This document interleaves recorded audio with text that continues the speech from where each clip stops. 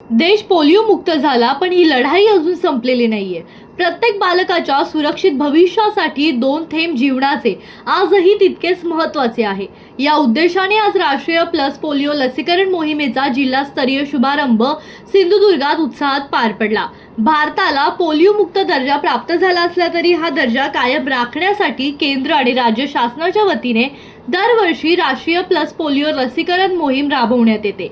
आज रविवार दिनांक 28 जून 2026 रोजी सिंधुदुर्ग जिल्ह्यात या मोहिमेचा जिल्हास्तरीय शुभारंभ पालकमंत्री नितेश राणे यांच्या हस्ते उपजिल्हा रुग्णालय कणकवली येथे एका चिमुकल्याला पोलिओ प्रतिबंध लसीचे 2 थेंब पाजून करण्यात आला.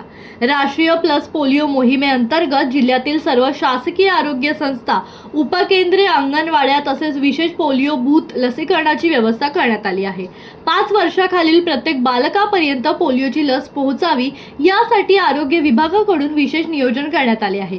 यावेळी जिल्हाधिकारी श्रीमती तृप्ती घोडमिसे, कणकवली नगराध्यक्ष संदेश पारकर, जिल्हा आरोग्य अधिकारी डॉक्टर सई धुरी, जिल्हा शल्य चिकित्सक डॉक्टर श्रीपाद पाटील यांच्यासह विविध विभागाचे अधिकारी व कर्मचारी उपस्थित होते.